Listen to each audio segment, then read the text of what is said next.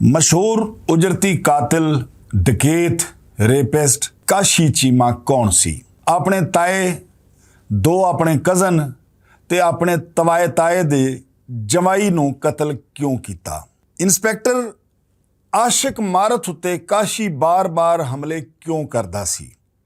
मरण तो पहला काशी दे संगी वसीम प्रिंस ने आबद बाक्सर नूं की दस्सिया? काशी चीमे दा प्यो जुर्म दी दुनिया विच किहड़ी गद्दी उत्ते बिराजमान सी? अस्सलाम वालेकुम नाज़रीन, भुलेखा टीवी दे नाल मैं आज़म तौकीर। नाज़रीन, अज मैं एक इंज दे उजरती कातिल दी कहानी तुहानूं सुणावांगा जिन्हों जुर्म जिहड़ा है भी वो कुट्टी च मिलिया। यानी लोगों के हुंदे ने जी प्यो फलाने का प्यो प्रोफैसर सी ते पुत्तर क्राइम वाल आ गया, फलाने का प्यो जिहड़ा डॉक्टर सी ते पुत्तर यह बन गया। लेकिन काशी चीमा जिहड़ा है इहदा ये मामला बिल्कुल मुख्तलिफ है। काशी चीमा का प्यो पुलिस नूं मतलूब सी दर्जना मुकदमात दे विच। यानी काशी चीमा बचपन तो ही लैके इंज दे माहौल दे विच वड्डा होया जिहड़ा कि दुश्मनी का माहौल सी। इन्हां दी दुश्मनी शुरू हुंदी है अपने घर तो। ਜਦੋਂ ਘਰ ਤੋਂ ਦੁਸ਼ਮਣੀ ਸ਼ੁਰੂ ਹੁੰਦੀ ਹੈ ਤੇ ਕਾਸ਼ੀ ਚੀਮਾ ਸਭ ਤੋਂ ਪਹਿਲੇ ਆਪਣੇ ਤਾਏ ਨੂੰ ਕਤਲ ਕਰਦਾ ਹੈ, ਫਿਰ ਆਪਣੇ ਦੋ ਕਜ਼ਨ ਯਾਨੀ ਤਾਏ ਦੇ ਦੋ ਪੁੱਤਰ ਉਹਨਾਂ ਨੂੰ ਮਾਰ ਦਿੰਦਾ ਹੈ, ਫਿਰ ਆਪਣੇ ਤਾਏ ਦਾ ਜਵਾਈ ਮਾਰ ਦਿੰਦਾ ਹੈ। ਉਸ ਤੋਂ ਬਾਅਦ ਇਹ ਜੁਰਮ ਦੀ ਦੁਨੀਆ ਦੇ ਵਿੱਚ ਇਸ ਹੱਦ ਤੱਕ ਅੱਗੇ ਚਲਾ ਜਾਂਦਾ ਹੈ ਕਿ ਪੁਲਿਸ ਇਹਦੇ ਕੋਲੋਂ ਕੰਬਦੀ ਸੀ। ਕੋਈ ਪੁਲਿਸ ਅਫਸਰ ਗ੍ਰਿਫਤਾਰ ਕਰਨਾ ਤੇ ਦੂਰ ਦੀ ਗੱਲ ਹੈ, ਇਹਦੇ ਉੱਤੇ ਕੰਮ ਹੀ ਨਹੀਂ ਸੀ ਕਰਨਾ ਚਾਹੁੰਦਾ। इनकी इन्फॉर्मेशन इकट्ठी नहीं सी करना चाहता। इन्ना खौफ सी इहदा पुलिस उत्ते भी। काशी चीमा मुख्तलिफ औकात दे विच कतल करता रहा उजरत ते यानी पैसे लैके। उस तो बाद डकैतियां करता रहा और डकैतियां दे दौरान ये रेप करता सी कुड़ियां दा। बड़ा मशहूर होया, बड़ा इहदा खौफ सी। एक वक्त ऐसा आया कि एक बड़ा मशहूर इंस्पैक्टर सी आशिक मारत। आशिक मारत इनू गिरफ्तार कर लैंदा है। गिरफ्तार करके उन्हें इनू जेल भेज दिता। उस तो बाद प्रैस कॉन्फ्रेंस की गिरफ्तार करने तो बाद फिर इनू जेले टोर दिता। जो ये जेले जाता है उत्थे जाके मुख्तलिफ बदमाशा उत्थे लोगों को दसदा है कि आशिक मारत ने मेरे नाल बड़ी ज्यादती की है, मैं आशिक मारत नूं नहीं छड्डना। जो पूछा जाता कि उन्हें तेरे नाल की ज्यादती की है, जाहिर है वो पुलिस वाला है, उन्हें तेन गिरफ्तार हो गया। गिरफ्तारी रौला नहीं है। अगर मेरे ते 50 केसेस सन तो इन्हें मैनू 75 केसां च मुलवस करके ते मैनू जेले भेजा है। इस वास्ते जदों भी मैं जेलों बाहर गया मैं आशिक मारत नूं बिल्कुल नहीं छड्डना। खैर 1997 दे विच वावा देर जेल रहन तो बाद 1997 दे विच काशी चीमा नूं कचहरी लिया जाता है। जदों कचहरी लिया जाता है तो एक होर बड़ा मशहूर डकैत वसीम प्रिंस वो अपनी गैंग समेत पुलिस उत्ते कचहरी दे विच आके हमला कर दिंदा है। हमला करके ते काशी चीमा नूं छुड़ा लैंदा है। इस फायरिंग दे विच मुनीर नां दा एक पुलिस एहलकार शदीद जख्मी हो जाता है। ये उत्थों नस्सण विच कामयाब हो जाते हैं। जदों काशी चीमा आज़ाद हो जाता है तो वो तो इंज ही है कि जिवें दातरी नूं नवें दंदे कढ़ा दिते जाते ना, वो इंज ही बिल्कुल साण ते लग गया, जिवें उस तरह साण ते लाईदा। यानी इन जुर्म की दुनिया च होर वो तेज़ हो गया। उन्हें क्राइम जिहड़ा उन्होंने होर तेज़ करता, बंदे मारने शुरू करते, डकैतियां मारनियां शुरू करतियां।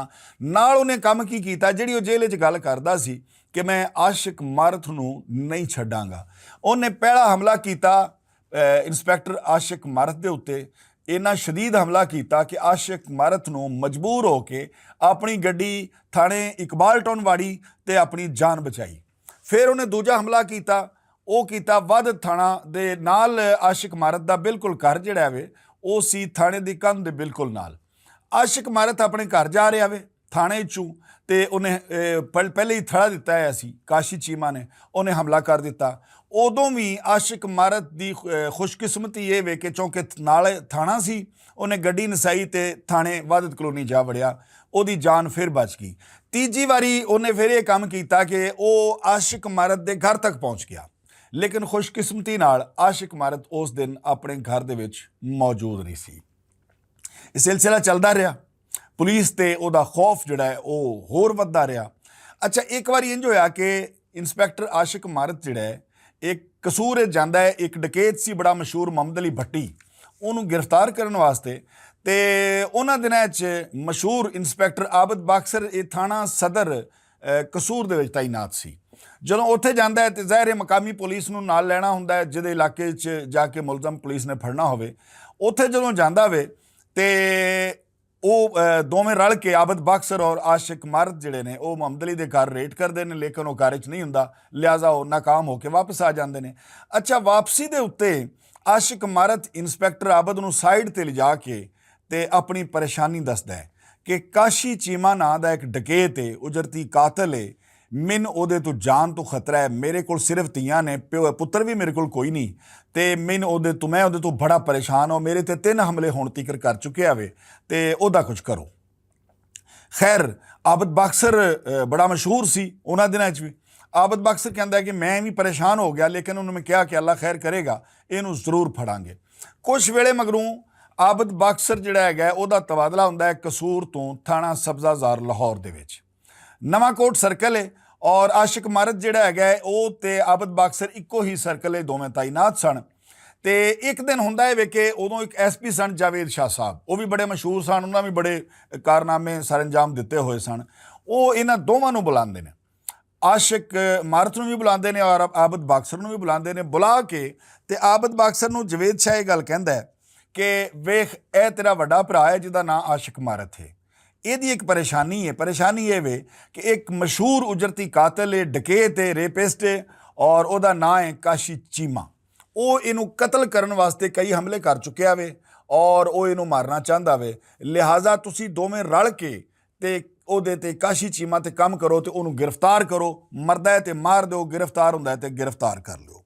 ਖੈਰ ਇਹ ਜਦੋਂ ਮੀਟਿੰਗ ਹੁੰਦੀ ਹੈ ਉਸ ਤੋਂ ਬਾਹਰ ਨਿਕਲਦੇ ਨੇ ਤੇ ਆਸ਼ਿਕ ਮਾਰਤ ਦੇ ਨਾਲ ਇੱਕ ASI ਵੀ ਸੀ। ਆਬਦ ਬਾਕਸਰ ਨੇ ਉਸ ASI ਨੂੰ ਪੁੱਛਿਆ ਔਰ ਆਸ਼ਿਕ ਮਾਰਤ ਸਾਹਿਬ ਨੂੰ ਪੁੱਛਿਆ ਵੀ ਇਹ ਦੱਸੋ ਕਿ ਤੁਹਾਡੇ ਕੋਲ ਹੁਣ ਤੱਕ ਕੀ ਇਨਫੋਰਮੇਸ਼ਨ ਹੈ ਕਾਸ਼ੀ ਚੀਮਾ ਦੇ ਹਵਾਲੇ ਨਾਲ।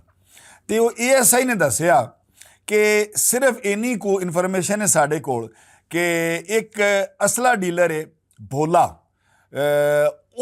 ਉਹਦੇ ਨਾਲ ਉਹਦਾ ਕੋਈ ਤਾਲੁਕ ਹੈ ਵੇ, ਉਹਨੂੰ ਉਹ ਮਿਲਦਾ ਮਿਲਾਉਂਦਾ ਵੇ, ਜੇ ਉਹਦੇ ਤੱਕ ਅਸੀਂ ਜਾਈਏ ਤੇ ਸ਼ਾਇਦ ਸਾਨੂੰ ਕੁਛ ਨਾ ਕੁਛ ਲੱਭ ਜਾਏ। ਠੀਕ ਹੈ ਜੀ, 9 ਲੱਖਾਂ ਦੇ ਇਲਾਕੇ ਵਿੱਚ ਉਹ ਭੋਲਾ ਰਹਿੰਦਾ ਵੇ, ਅਸਲਾ ਡੀਲਰ ਜਿਹੜਾ ਹੈ ਵੇ। ਇਹ ਕਰਦਾ ਕਿ ਉਹਦਾ ਕੋਈ ਰਾਬਤਾ ਨੰਬਰ ਜਾਂ ਕੋਈ ਹੈ ਐਸਾ, ਉਹ ASI ਕੋਲੋਂ ਭੋਲਾ ਜਿਹੜਾ ਅਸਲਾ ਡੀਲਰ ਹੈ ਉਹਦਾ ਨੰਬਰ ਲੱਭ ਜਾਂਦਾ ਹੈ। ਆਬਦ ਬਾਕਸਰ ਕਹਿੰਦਾ ਕਿ ਮੈਂ ਉਹਨੂੰ ਕਾਲ ਕੀਤੀ ਹੈ ਔਰ ਮੇਰਾ ਲਹਿਜਾ ਵੀ ਥੋੜ੍ਹਾ ਜਿਹਾ ਤਲਖ ਸੀ ਇਸ ਵਾਸਤੇ ਕਿ ਮੇਰਾ ਇੱਕ ਕੋਲੀਗ ਵੀ ਹੈ, ਵੱਡਾ ਭਰਾ ਵੀ, ਉਹਨੂੰ ਮੈਂ ਕਹਿ ਚੁੱਕਿਆ ਵਾਂ ਆਸ਼ਿਕ ਮਾਰਤ, ਉਹਦੇ ਤੇ ਇੱਕ ਬੰਦਾ ਹਮਲੇ ਕਰਦਾ ਫਿਰਦਾ ਵੇ ਤੇ ਮੈਨੂੰ ਤਕਲੀਫ ਬੜੀ ਹੋਈ ਸੀ। ਮੈਂ ਬੜੇ ਸਖਤ ਲਹਿਜੇ 'ਚ ਨਾ ਉਹਨੂੰ ਪੁੱਛਿਆ ਕਿ ਤੇਰਾ ਉਹਦੇ ਨਾਲ ਤਲਕ ਹੈ ਕਾਸ਼ੀ ਚੀਮਾ ਨਾਲ, ਉਹਨੂੰ ਗ੍ਰਿਫਤਾਰ ਕਰਾ ਦੇ, ਨਹੀਂ ਤੇ ਤੇਰਾ ਵੀ ਅਖੀਰ ਜਿਹੜਾ ਉਹ ਚੰਗਾ ਨਹੀਂ ਹੋਏਗਾ।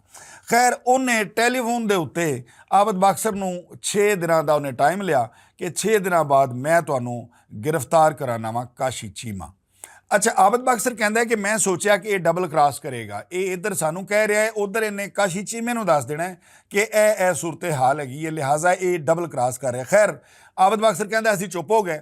ਮੁਕਰਰਾ ਦਿਨ ਅਸੀਂ ਜਾ ਕੇ ਤੇ ਉੱਥੇ ਜਾ ਕੇ ਰੇਡ ਕੀਤਾ ਉਹਦੇ ਘਰ ਦੇ ਉੱਤੇ। ਜਦੋਂ ਰੇਡ ਕੀਤਾ ਤੇ ਉੱਥੇ ਉਹੋ ਹੀ ਗੱਲ ਸਾਬਤ ਹੋਈ ਕਿ ਉਹ ਸਾਨੂੰ ਡਬਲ ਕ੍ਰਾਸ ਕਰ ਰਿਹਾ ਸੀ, ਉੱਥੇ ਕਾਸ਼ੀ ਚੀਮਾ ਬਿਲਕੁਲ ਮੌਜੂਦ ਨਹੀਂ ਸੀ।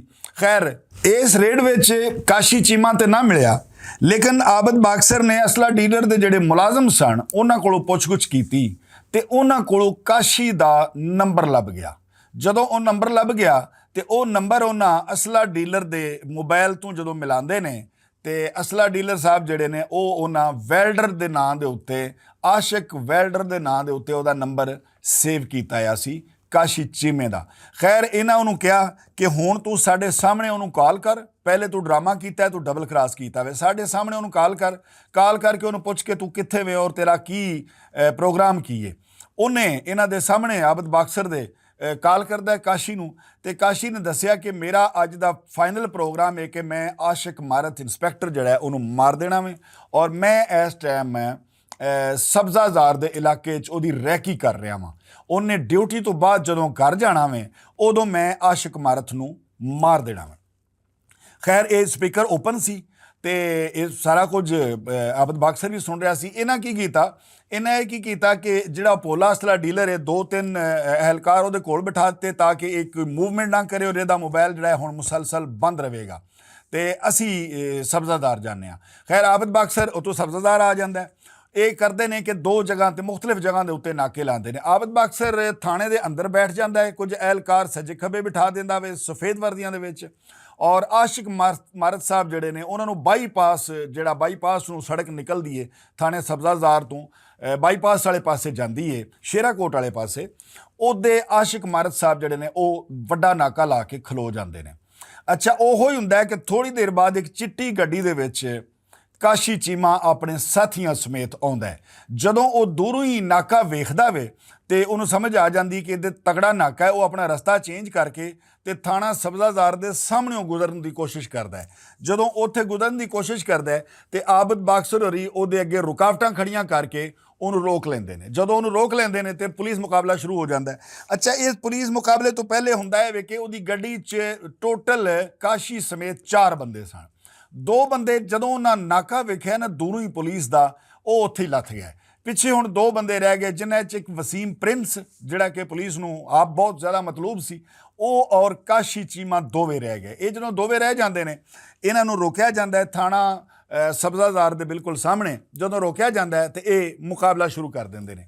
2 ਤਰਫਾ ਫਾਇਰਿੰਗ ਸ਼ੁਰੂ ਹੋ ਜਾਂਦੀ ਹੈ। ਫਾਇਰਿੰਗ ਇੰਨੀ ਸ਼ਦੀਦ ਹੁੰਦੀ ਹੈ। ਖੈਰ ਉਦੋਂ ਸਬਜ਼ਾਦਾਰ ਜਿਹੜਾ ਹੈ ਉਹ ਇੰਨਾ ਆਬਾਦ ਨਹੀਂ ਸੀ, ਕਾਫੀ ਸੜਕਾਂ ਅਜੇ ਵਿਹਲੀਆਂ ਪਈਆਂ ਸਨ, ਕਾਫੀ ਸਾਰੇ ਪਲਾਟ ਉੱਥੇ ਪਏ ਸਨ, ਵਿਹਲੀਆਂ ਜਗ੍ਹਾ ਸਨ। ਔਰ ਵੈਸੇ ਵੀ ਥਾਣਾ ਸਬਜ਼ਾਦਾਰ ਪੁਲਿਸ ਮੁਕਾਬਲਿਆਂ ਦੇ ਹਵਾਲੇ ਨਾਲ ਉਦੋਂ ਬੜਾ ਮਸ਼ਹੂਰ ਸੀ ਕਿ ਉਸ ਇਲਾਕੇ 'ਚ ਬਹੁਤ ਜ਼ਿਆਦਾ ਪੁਲਿਸ ਮੁਕਾਬਲੇ ਹੁੰਦੇ ਨੇ। ਪੁਲਿਸ ਮੁਕਾਬਲਾ ਹੁੰਦਾ ਹੈ, ਕਾਫੀ ਦੇਰ ਪੁਲਿਸ ਮੁਕਾਬਲੇ ਤੋਂ ਬਾਅਦ ਜਦੋਂ ਫਾਇਰਿੰਗ ਰੁਕਦੀ ਹੈ ਤੇ ਪੁਲਿਸ ਜਾ ਕੇ ਵੇਖਦੀ ਹੈ ਤੇ ਕਾਸ਼ੀ ਚੀਮਾ ਜਿਹੜਾ ਉਹ ਮੌਕੇ ਉੱਤੇ ਹਲਾਕ ਹੋ ਚੁੱਕਿਆ ਹੈ ਤੇ ਪ੍ਰਿੰਸ ਜਿਹੜਾ ਵੇ ਵਸੀਮ ਪ੍ਰਿੰਸ, ਉਹਦੇ ਜੇ ਸਾਹ ਚੱਲ ਰਹੇ ਹੁੰਦੇ ਨੇ। ਆਬਦ ਬਾਕਸਰ ਉਹਨੂੰ ਕਹਿੰਦਾ ਹੈ ਕਿ ਇਹ ਦੱਸ ਵੀ ਜਦੋਂ ਇਹਦੇ ਨਾਲ 2 ਬੰਦੇ ਜਿਹੜੇ ਹੋਰ ਆਏ ਸਨ, ਉਹ ਜੋ ਦੂਰੋਂ ਗੱਡੀ 'ਚੋਂ ਲੱਥ ਗਏ ਨੇ ਪੁਲਿਸ ਨੂੰ ਵੇਖ ਕੇ, ਤੇ ਤੂੰ ਵੀ ਨੱਸ ਜਾਂਦਾ। ਉਹਨੇ ਕਿਹਾ ਕਿ ਬਾਕਸਰ ਸਾਹਿਬ, ਮੈਂ ਸਾਰੀ ਜ਼ਿੰਦਗੀ ਕਾਸ਼ੀ ਚੀਮੇ ਦੇ ਨਾਲ ਗੁਜ਼ਾਰੀ ਏ ਤੇ ਹੁਣ ਆਖਰੀ ਵਕਤ ਵਿੱਚ ਮੈਂ ਯਾਰ ਨੂੰ ਧੋਖਾ ਨਹੀਂ ਸੀ ਦੇ ਸਕਦਾ। ਮੈਨੂੰ ਪਤਾ ਸੀ ਕਿ ਅੱਜ ਜਿਹੜੇ ਨਾਕੇ ਲੱਗੇ ਨੇ ਯਕੀਨਨ ਸਾਡੀ ਵਾਸਤੇ ਨੇ, ਅਸੀਂ ਦੋਵਾਂ ਮਾਰਿਆ ਜਾਣਾ ਵੇ, ਲੇਕਿਨ ਮੈਂ ਯਾਰ ਨੂੰ ਛੱਡ ਨਹੀਂ ਸੀ ਸਕਦਾ। ਉਸ ਤੋਂ ਬਾਅਦ ਪੁਲਿਸ ਖੈਰ ਉਹਨੂੰ ਡਾਲੇ 'ਚ ਪਾਇਆ, ਹਸਪਤਾਲ ਲੈ ਕੇ ਜਾ ਰਹੀ ਸੀ ਤੇ ਵਸੀਮ ਪ੍ਰਿੰਸ ਜਿਹੜਾ ਵੇ ਉਹ ਵੀ ਵਾਸਲੇ ਜਹੰਨਮ ਹੋ ਗਿਆ। ਇੰਜ ਜੁਰਮ ਦੀ ਦੁਨੀਆ ਦਾ ਇੱਕ ਵੱਡਾ ਬਾਬ ਜਿਹੜਾ ਹੈ ਉਹ ਬੰਦ ਹੋ ਗਿਆ।